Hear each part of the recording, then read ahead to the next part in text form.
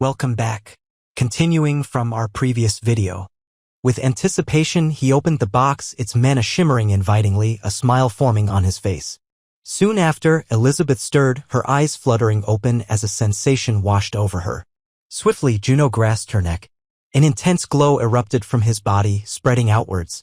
Gradually, the cracks marring Elizabeth's form began to mend and disappear. She questioned his actions, asking what he had done. Information from the system panel explained the Demon Shackle, a forced confinement item designed for critically weakened monsters. Juno stated it was no accident. He admitted he could have saved the shackle for another moment, but his interest in her was personal. The system then confirmed successful equipping. The monster would exit the critical state. A brilliant light flared. The rules detailed that the monster would now obey the player who used the item, becoming a familiar. Juno observed, noting he had seen many players with familiars, yet never one like this, where the familiar was also a player. A notification popped up, a contract needed to be forged with the ancient vampire, Elizabeth B.A. Instantly, a powerful beam of light shot upwards. The system declared the contract created. Juno shielded his eyes from the intense light. On the system panel, it was displayed, the ancient vampire Elizabeth B.A., now registered as the familiar of player Shin Joonseoh. Looking at her with surprise, Juno admitted he expected changes, but this was quite unexpected. Elizabeth stared at her own body, shocked by her transformation. She was now a cat. He remarked on the unexpectedness of a cat instead of a bat, even her collar had resized. Lost in her horror, she ignored his words, fixated on her feline form. Quickly gathering her strength, an intense glow of mana surrounded her, and she reverted to her human form. Elizabeth scolded him, telling him not to play such games. Indignantly, she questioned if he had truly turned her into a familiar, baring her teeth and trying to remove the shackles binding her. She declared she would rather die than endure such humiliation. Juno wondered aloud if even maintaining human form was difficult for her.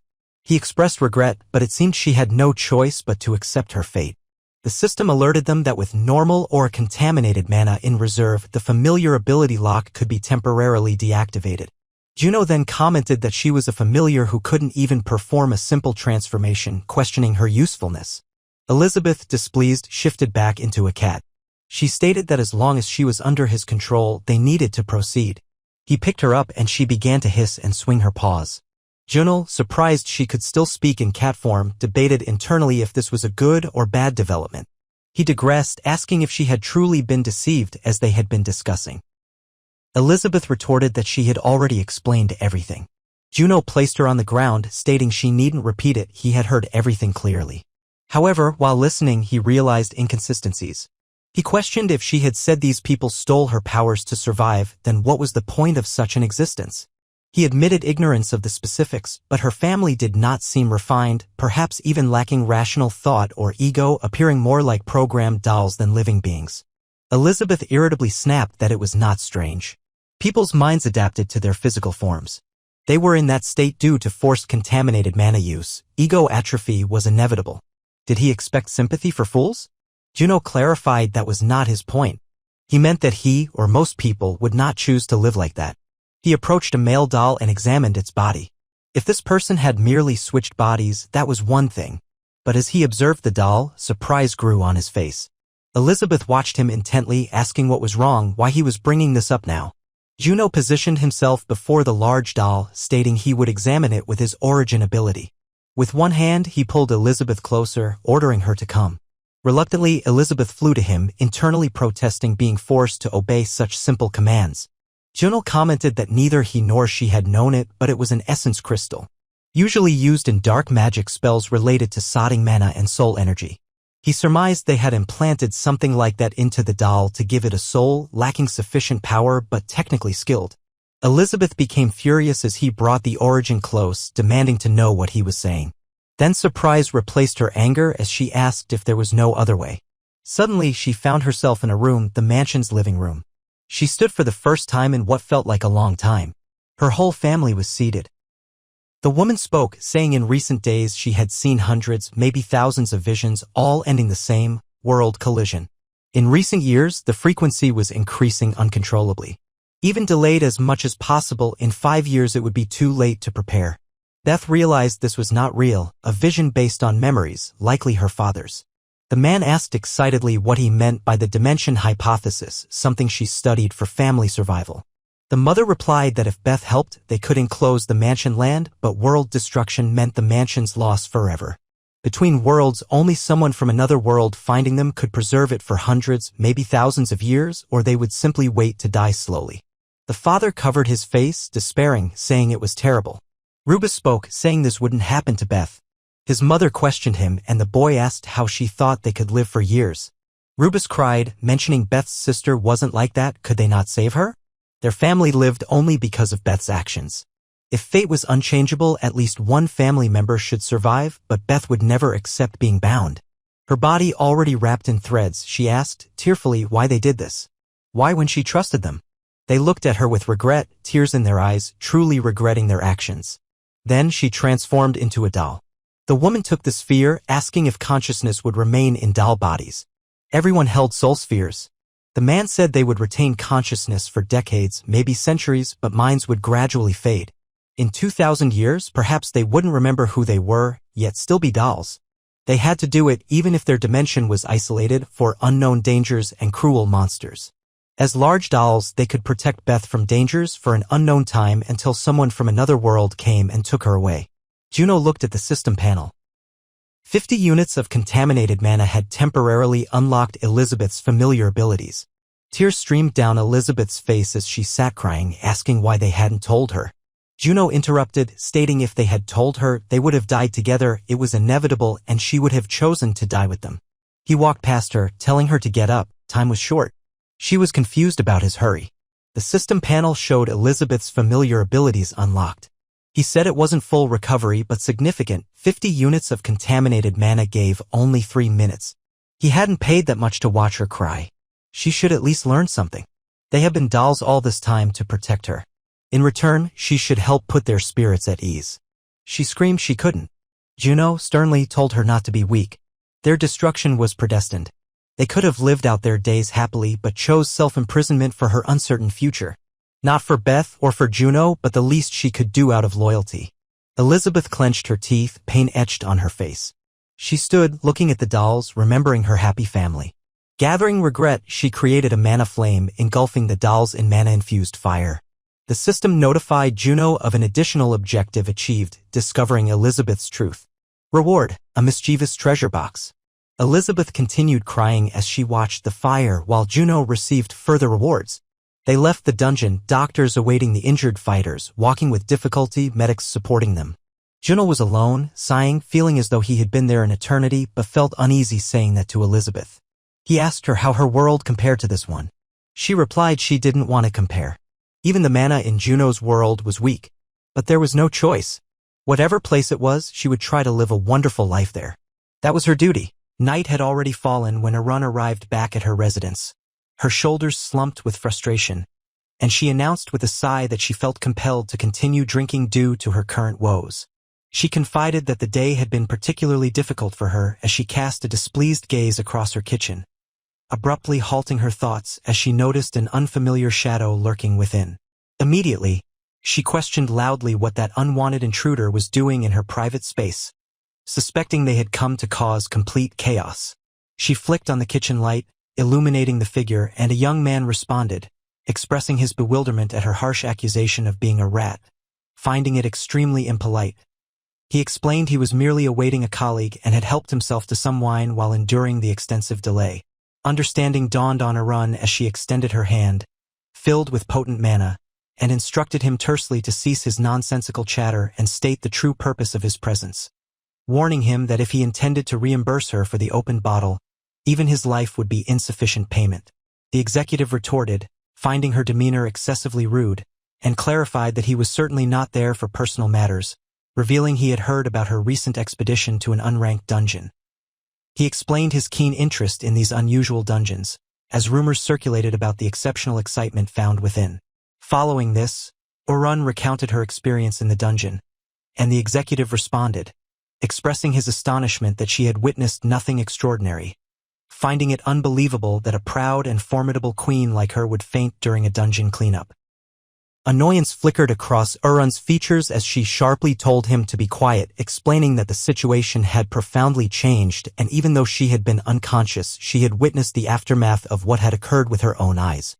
Taeyin had vanquished the boss with merely 2 sword strikes, wielding the weapon provided by the support, an incredible feat considering the berserker explosion and unprecedented level of mana involved. He clenched his fist, a realization dawning upon him as he declared everything was now clear, understanding that S ranks were indeed different and therefore worthy of pursuit. However, Urun countered, stating she remained uncertain about Taeyin specifically, acknowledging he was indeed memorable but suggesting they should instead focus their attention on the support character. The executive regarded her with evident displeasure, confessing his confusion at her shift in focus, prompting her to clarify that she also initially believed him to be just a D-ranked pawn, assuming his sole ability was weapon creation. She emphasized, however, that this particular weapon had withstood Taeyin's full power, suggesting that if the executive himself wielded such a sword, it would be exceptionally useful. He conceded that knowing how to create such a fine sword was indeed valuable, admitting it wouldn't be undesirable to have someone like that in his service, yet he maintained his perspective that a tool remained just a tool, useless without a hand to hold the hilt, positioning their abilities on opposite ends of the spectrum, with true battle purity outweighing all other considerations. Euron countered his assertion, stating that if he were to hunt Taeyin, that very impurity he spoke of would likely be the primary cause of his defeat. He was already preparing to depart, waving his hand dismissively as he affirmed his agreement regarding the D-ranked support, noting the Queen's apparent, though perhaps less pronounced, obsession with him compared to Taeyin. Indicating his own newfound interest, he concluded by suggesting they would undoubtedly meet again, mentioning he could, by the way, eliminate both Taeyin and this impurity if necessary. Days later, Junwoo lay in his bed, completely exhausted, having slept for several consecutive days yet still feeling far from recovered, his condition not returning to normal. He mused that his fatigue was not solely due to the creation of the demonic weapon, suspecting Beta's absorption abilities were contributing to his prolonged exhaustion. He resolved to inquire, just to be sure, if any method existed to alleviate the side effects of his ability, but his query met with silence. He then started to look around the room, voicing his question about Beta's whereabouts as she had disappeared from his sight. He glanced out the window before laboriously rising from his bed, stretching his stiff body, reassuring himself that everything would eventually be all right, reminding himself that she was his familiar and he could forcibly summon her if needed. He considered that Beth was undoubtedly aware of this, and perhaps she was simply exploring this new world with fascination, assuming she would behave strangely for too long. At that very moment, Beth was indeed strolling down a street, politely deflecting attempts from passers-by to pet her. Back in Juno's room, a mischievous treasure chest sat upon his desk, causing him a moment of disbelief to actually see such a chest in real life. He knew the mischievous treasure chest was a common, randomly encountered reward for players, recognizing that while the chest released random items, it wasn't entirely arbitrary. The item within was often somehow tailored to the owner's needs, though this mechanism had inherent flaws. For instance, one might receive a sharp, heavy sword suited only for attacking and incapable of blocking, or a shield might drop that could withstand any impact but randomly reflect hits onto others, regardless of the small imperfections. The problem with these items was their usability in certain situations, and many cases existed of individuals attempting to compensate for these flaws only for blood to ultimately be spilled.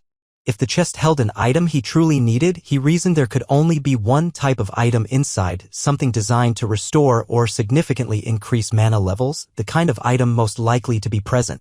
He decisively opened the chest, and a dazzling, bright light erupted forth. The system announced that the wicked treasure chest had been opened, and a dazzling light filled the entire room. It became important for him to discern what weakness this item would possess. The system then announced that the mischievous treasure chest was currently selecting an item specifically for the player Shin Joonseoh, and a brilliant flash illuminated his apartment, momentarily darkening even the sky outside before rapidly dissipating. Leaving in his hand a ring, this was identified as the Traitor's Gluttony, an item allowing the wearer to utilize the mana absorption ability. He questioned what exactly that meant, and the system explained that the mana leakage function of the ring was proportional to the target's positive attitude towards the owner, causing the protagonist to throw the ring against the wall in frustration, shouting out his annoyance. Just at that moment, Beth returned home, but the protagonist, still focused on his frustration, declared aloud that mana absorption was indeed a powerful skill, but it depended entirely on his relationship with the target, something he recognized from the very beginning as inherently problematic. Beth, observing his anger, remarked she didn't understand why Junwoo was upset but mentioned it seemed they had a visitor waiting outside. She identified the person as that idiot who had arrived. He peered out onto the street, surprised, asking who she was referring to, and a luxury car was indeed parked directly beneath his window. Aok stepped out of the vehicle, immediately questioning what was wrong with this location, declaring his disbelief that Yoon had placed his support in such a place. Junwoo, confused, confirmed that it was indeed him, prompting Aok to take a closer look at the building, thinking aloud that while it was perhaps beneath him to personally recruit a support, Junwoo was undeniably worthy of the effort. Even without Yun's prior endorsement, he could sense what had happened with Shin Joonseoh and Taeyeon, recognizing that the energy emanating from him would have been potent enough to breach the barrier and reach him instantaneously. Aok mused that he couldn't comprehend why this individual was only rank D, as he undoubtedly possessed the potential to be at least A rank, if not higher, concluding that Taeyeon had not fully understood him. And whether or not Junwoo belonged to Taeyeon, he intended to change that. The protagonist inquired how Aok had obtained his address, asserting that through any conventional means, obtaining it legally would have been impossible. Aok retorted that it depended on perspective. Normally, many would be astonished and eager to be recruited into the best guild, asking if Junwoo understood this. He then extended his hand, expecting Junwoo to be sufficiently impressed to personally come outside and greet him, but Jansu merely walked past him, excusing himself, stating he would not be coming out to greet him that day, as he needed to renew his assistant work permit. He turned his back to Aok, who then shouted that he would triple whatever payment that bastard Taeyeon had promised him, offering 3 times more.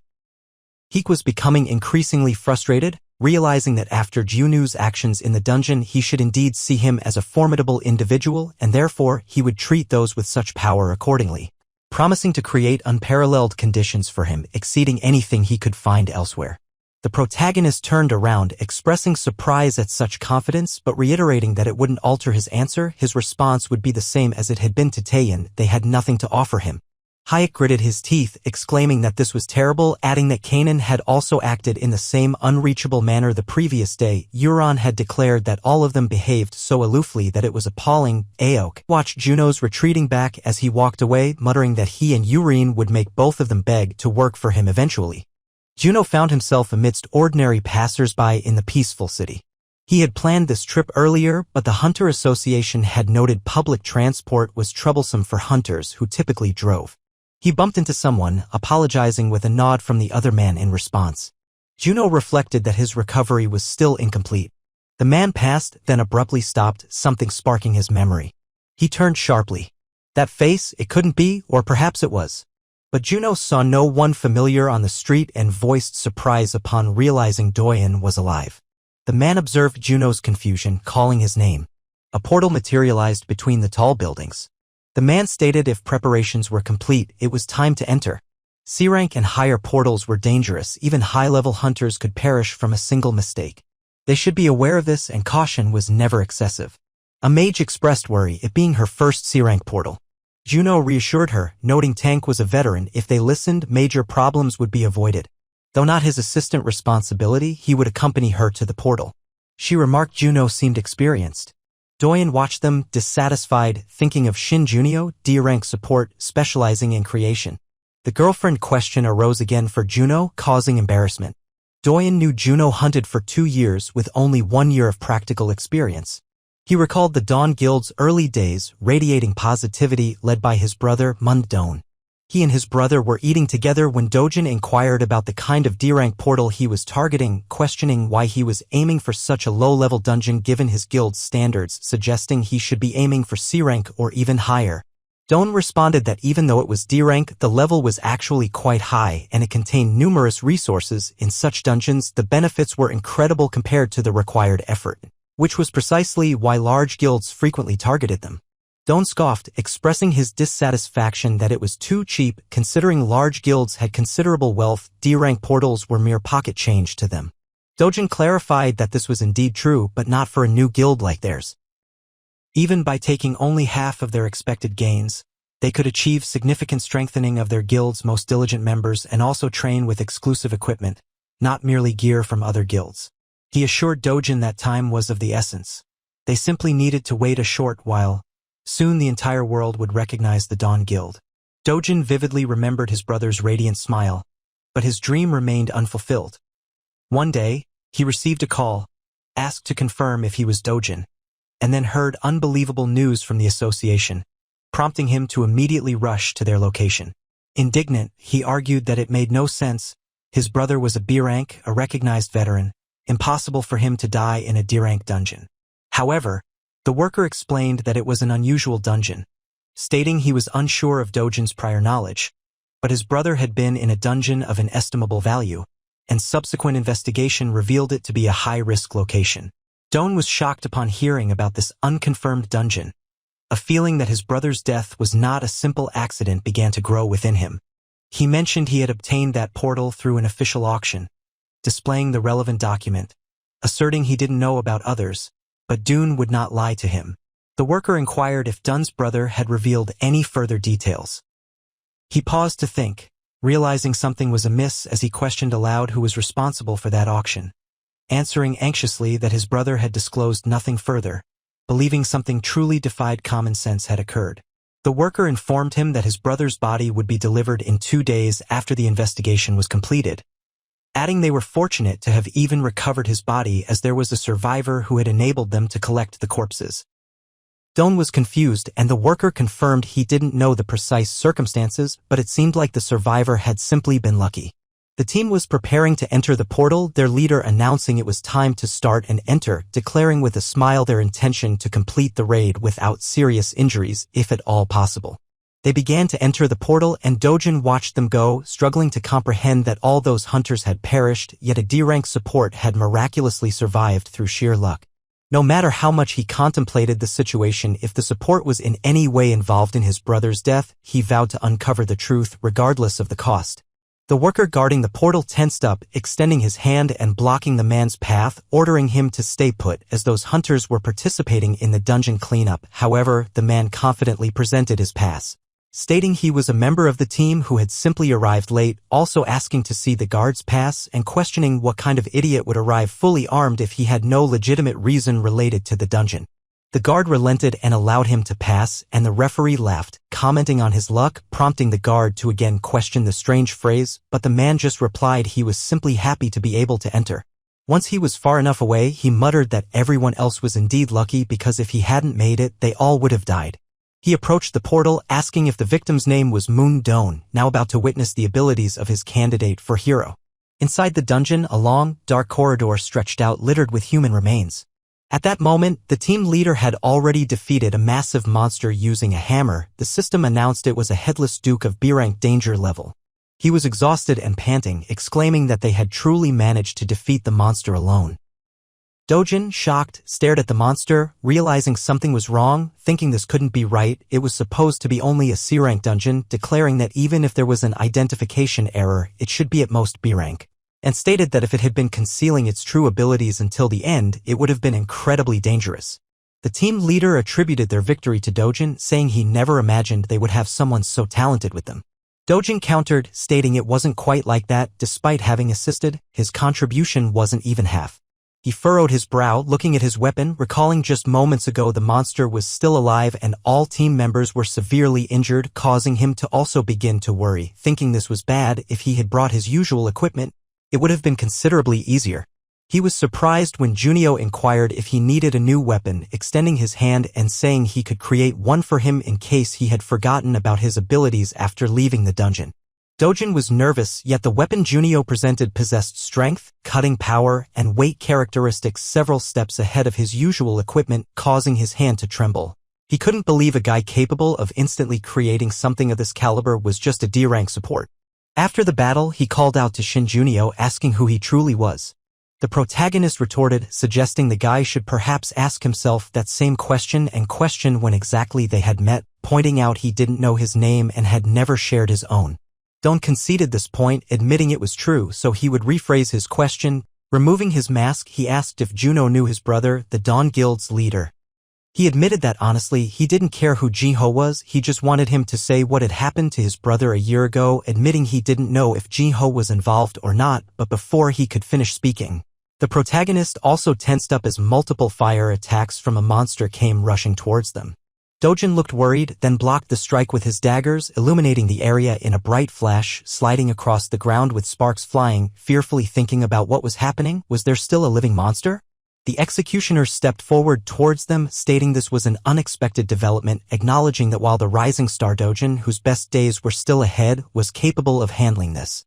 He didn't think anyone else could have avoided his strike. At that moment, he surveyed the rest of the team, finding them dead and covered in blood, observing that only the protagonist had protected himself with a shield, the executioner having not even considered anyone else might have survived. Jinho furrowed his brows and Dojin began to panic, uncertain where this bastard had come from, but recognizing he was undeniably strong, immediately throwing daggers at him, still pondering if this new enemy was also a berserker. Either way, this individual was undeniably talented, possibly even more so than Dojin. The executioner smiled, suggesting they needn't be so afraid, simply relax. He then observed the protagonist putting away his shield, surprised, questioning aloud if this D-rank support was the impurity he had heard about. The protagonist remained confused by the situation and the executioner remarked it was a real shame as he needed this individual to defeat Yoon Tae-han, but that didn't mean he could just let Dojin live. At that moment, the man prepared his daggers, briefly thinking about how he knew Jiho, but the executioner had already readied a massive sword infused with dark mana, deciding to test if there was truly something special about him. Thinking this hunt was about to become far more interesting, Dojin braced himself to face the incoming attack. As the strike landed, he jumped back amidst a flash and explosion, realizing the executioner possessed incredible strength, estimating he could only withstand 1 or 2 more attacks at most. Knowing if he were hit by one of his attacks, it would all be over in a single blow. The executioner swung his sword again, a spray of blood flew from the blade as Don dodged and began running forward, thinking if this was already happening, he needed to evade the attacks and find a weak point, no matter what. The executioner swung his sword once more, sending a bloody slash towards Dojin, but the boy managed to dodge and swiftly dissipate the attack, expressing his disgust, deeming this annoying, noting it seemed like the second boy was useless. Observing that this could barely be called a 2-on-1 fight. Jiho then stated he was right. Immediately after, the executioner felt a sudden surge of pain as his hands were enveloped in mana threads, the same occurring with his weapon. Beth appeared beside him, grinning as he remained trapped. She and Jiho declared in unison that it was actually 3 against 1. A system window appeared, indicating that at that moment he had no accumulated contaminated mana, thus a penalty would be applied, reducing his mana as blood began dripping onto the ground. And the system further added that the summoning of the familiar Elizabeth Ba would be forcibly terminated in 10 seconds. The protagonist coughed up blood, realizing the mana he had obtained in a dangerous place wouldn't last much longer. Meanwhile, the executioner, restrained by the threads, turned towards Elizabeth with displeasure while tearing them apart as she watched him intently. The protagonist knew the time he had left was just enough to conclude this furious battle.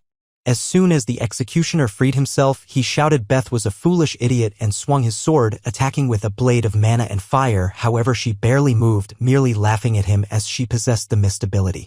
The executioner smirked and Beth retorted it was a shame, but physical attacks alone didn't scare her, reminding herself of Tae-han, noting that while they seemed similar, there was a slight difference in their levels.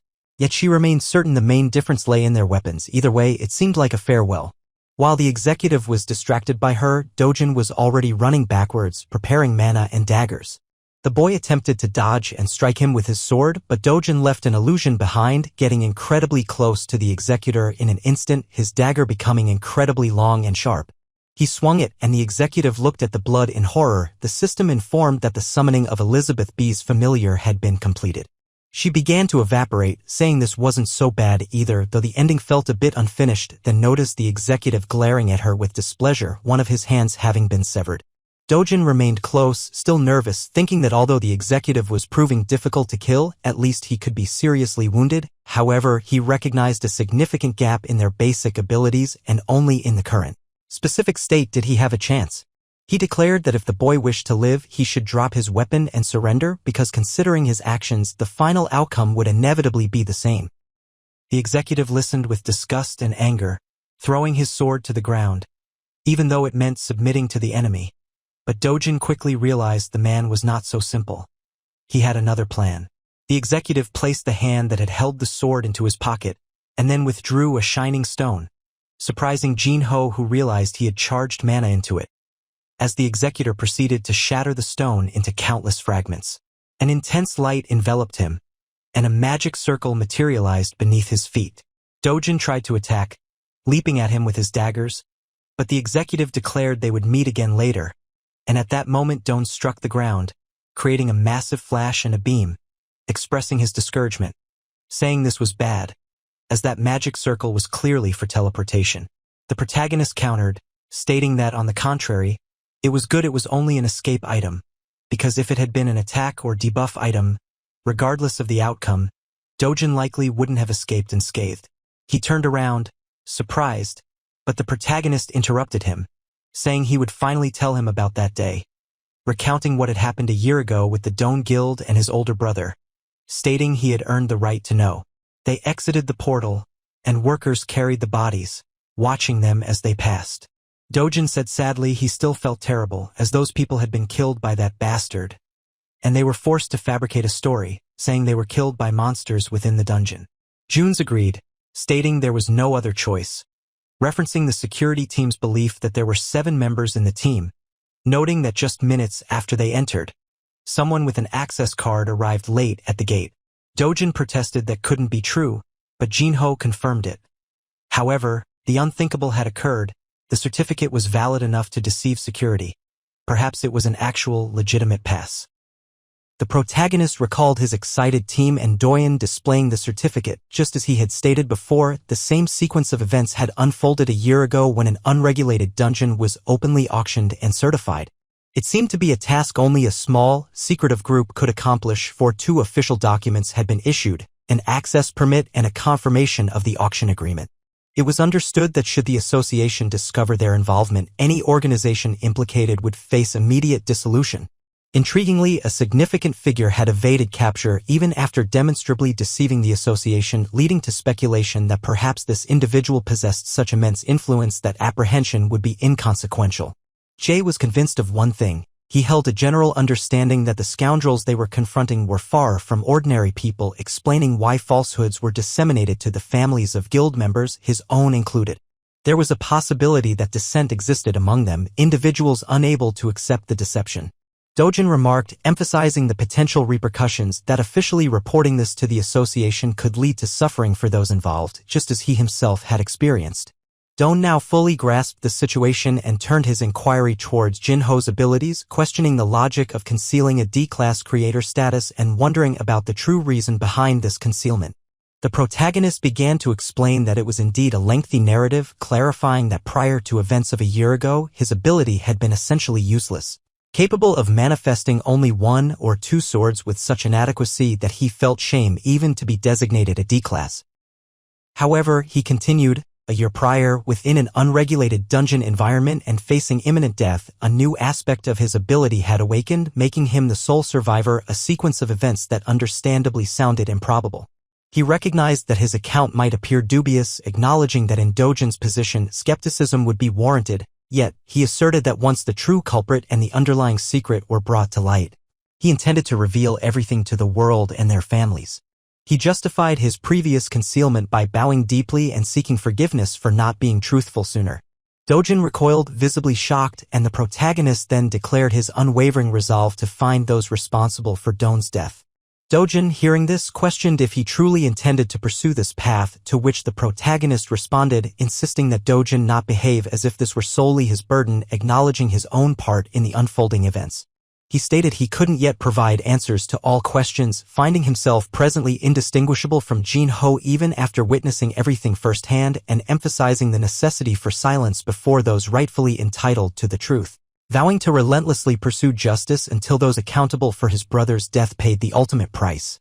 He affirmed his commitment to this pursuit at any cost and declared that until then he was in Shin Jinho's hands, underscoring their shared reliance on each other from that moment forward.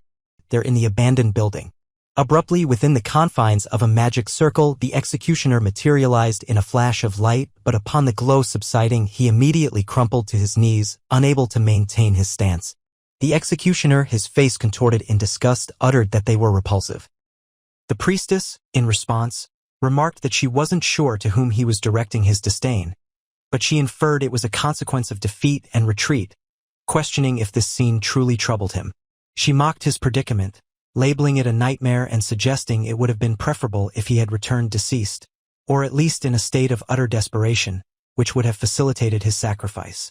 The executioner began to protest, but the priestess cut him off, refusing to listen and instructing him not to behave in such a manner, asserting that she still held considerable expectations of him, though the reason remained obscure.